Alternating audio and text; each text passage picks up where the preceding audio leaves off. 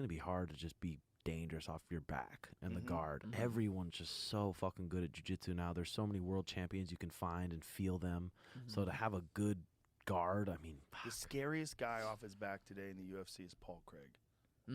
Yeah. Paul Craig catches people with triangles with like 1 second to go. Magomedov, he caught him like 1 second to go in the fight he was losing. Charles Triangle. Oliveira too gets that overhook and yeah. starts fucking butchering. Oliveira's nasty. I'm everywhere. excited for that. That's very interesting, right? October, Abu Dhabi, Charles Islam 2, Paulo versus Hamza. Yeah. Oh, that's gonna be sick. I wish it wasn't. I mean, if it was here, I'd go. But fucking Abu Dhabi has a flight. That's a long ass flight.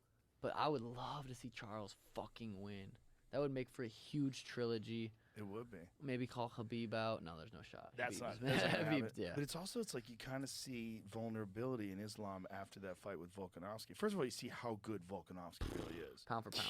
Fucking animal. Yeah. He's number one pound 100%. for pound. You have to say, like, they have him not listed as pound for pound because he lost that fight. I think you can make a real argument that he won that fight. On top, in the end of the fifth, pounding on him, it's hard not to. I mean, I think he won the fight. In my mind, he won the fight. I think he did more damage. I think he imposed his skill set. It's also insanely impressive that he goes up from 45 to fight a massive 55. A guy who's as big at 55 as anybody is. And, you know, at the end of the fight, he's on top, beating him up. He drops him, gets on top of him. I mean, and had massive moments throughout the fight. But it sort of at least gives an air of vulnerability to Islam, where before that, most people were like, this guy's unstoppable. Oh, fuck. Yeah. Charles got to see some confidence from that, or get some.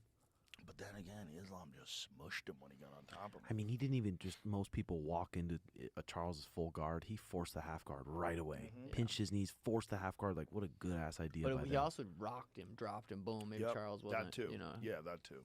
Yeah, there's a lot of factors. But looking at Charles versus Beneil Dariush, he's like, he's back. That was sick. He's such an interesting case, right? Because at one point in time, like the Cub Swanson fight, and a couple of his other fights, people are like, well, Charles just doesn't have it. Like, whatever it is, he just falls apart. And then he has a kid. He has a daughter. Is that what it was? Yeah, man. I can see that. And then Well, he went up to 55 too, right? That too. That's got to be. Yeah, that too. The 45 was real bad on him. It was real bad on him. It was just rough. But he did 55 before. I think he did 55 in the initial fights in the UFC. But against Efrain Escudero, I think that was 55. But he was just too dehydrated and fucked up to fight at 45, and for whatever reason, just didn't have it together mentally. Yeah. And then boom, all of a sudden, he's the fucking man. Yeah, it's almost just so cool seeing those guys with a lot of losses become the fucking man. Like Jorge, when he did, Yeah. that was fucking sweet. He came on the scene with those knockouts.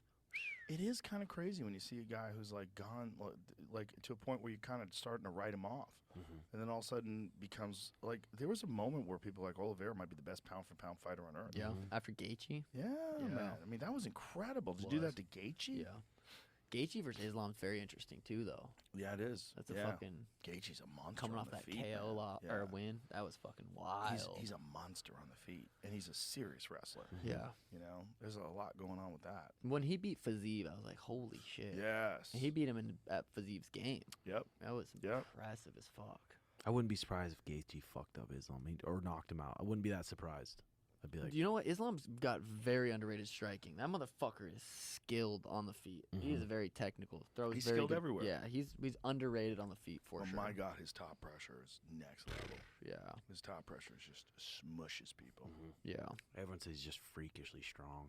Well, he's so big.